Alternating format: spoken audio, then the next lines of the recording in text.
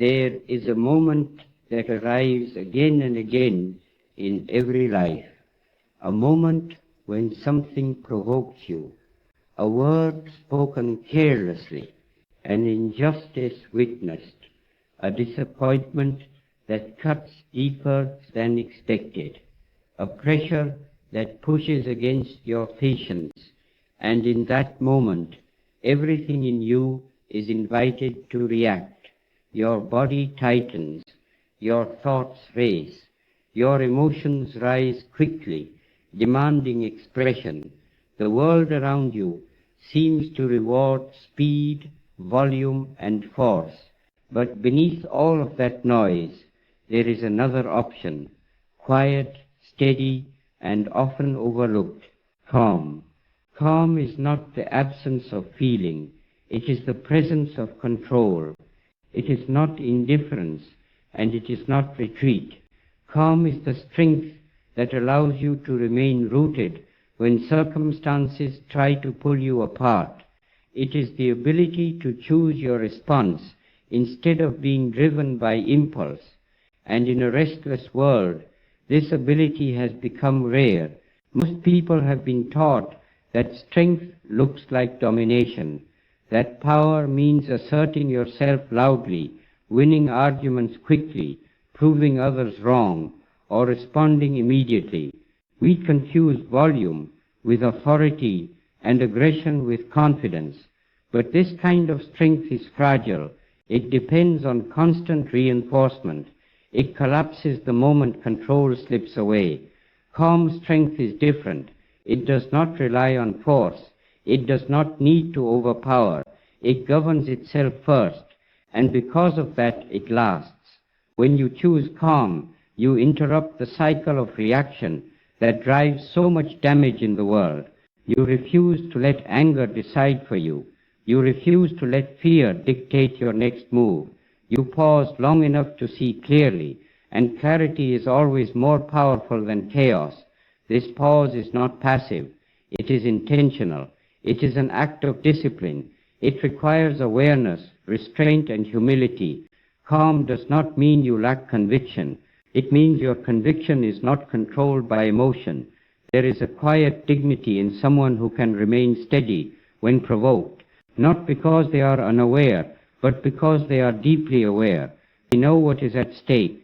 They understand that reacting may feel satisfying in the moment, but it often creates consequences that linger far longer than the emotion itself. Calm protects your integrity. When you react impulsively, you often say or do things that do not align with who you want to be. You trade your values for relief. Calm gives you the space to act in alignment instead of regret. Many people believe calm is something you are born with, that some people are naturally peaceful, while others are simply wired for intensity. But calm is not a personality trait. It is a practiced discipline. It is trained, not inherited. You do not wake up one day calm. You become calm by choosing it repeatedly in small moments, by noticing when your body tightens and choosing to breathe, by recognizing when your thoughts race and choosing to slow them, by becoming familiar with your triggers instead of being surprised by them. The strongest form of calm is not found in isolation from conflict, but in the presence of it. Anyone can be calm when nothing is at stake. Calm becomes meaningful when something matters deeply and you still choose restraint. This is why calm is often misunderstood. From the outside, it can look like weakness. Silence can be mistaken for submission. Restraint can be interpreted as fear. But calm does not mean you agree. It means you are not controlled. True calm is rooted in inner strength.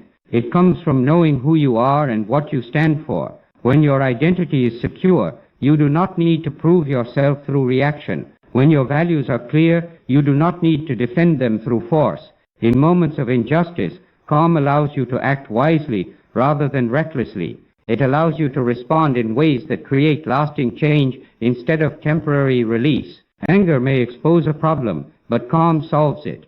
Calm also allows you to listen, and listening is one of the most powerful tools for transformation. When you are reactive, you are focused on defending yourself.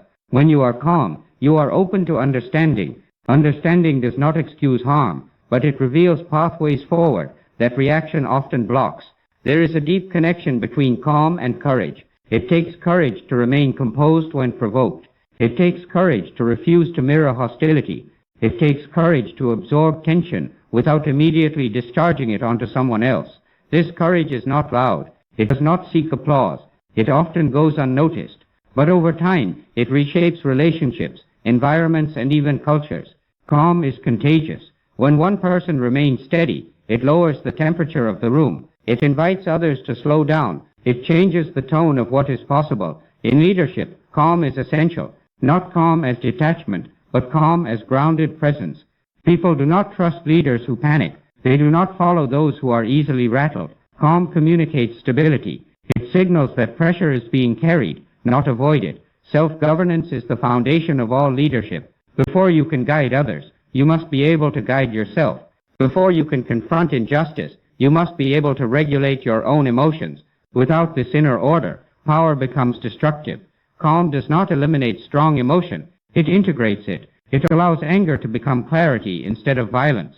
It allows passion to become perseverance instead of burnout. It allows grief to deepen compassion instead of bitterness.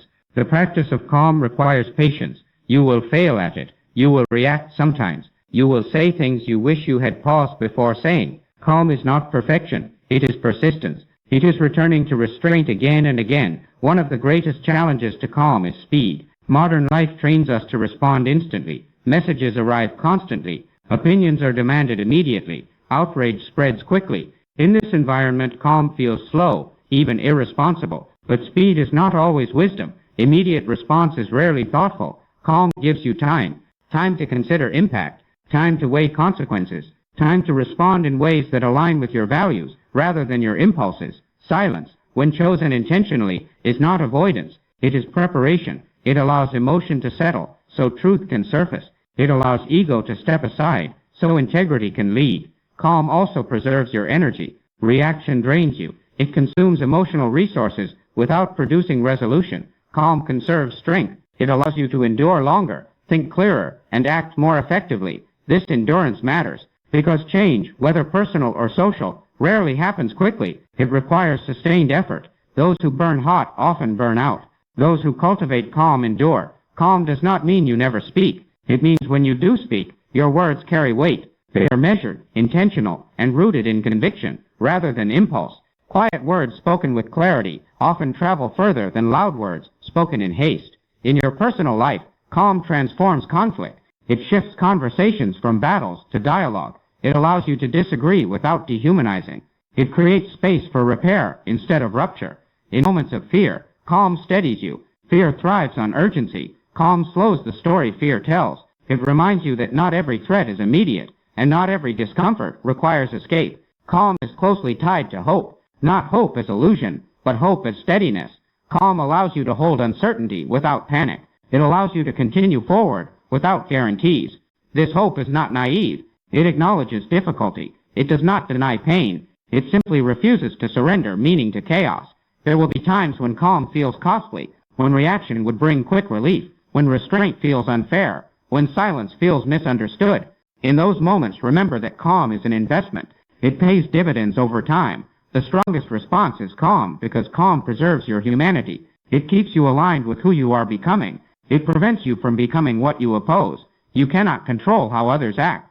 You cannot control what happens around you, but you can govern your response. And that governance is power. Every time you choose calm, you strengthen it. Every pause builds capacity. Every restrained response shapes character. Over time, calm becomes not something you force, but something you embody. And when calm becomes embodied, it becomes influence, not through domination, but through example, not through fear, but through presence. If you are listening to this and feeling the weight of frustration, anger, or fatigue, know this: choosing calm does not mean you do not care. It means you care deeply enough to respond wisely. The world will continue to provoke. Pressure will continue to rise. Injustice will continue to demand attention. Calm does not remove these realities. It equips you to face them without losing yourself. So breathe, slow down, choose restraint, choose clarity, choose dignity. In a world addicted to reaction, calm is revolutionary. In a culture driven by noise, calm is strength. And in moments that test you most, the strongest response is calm.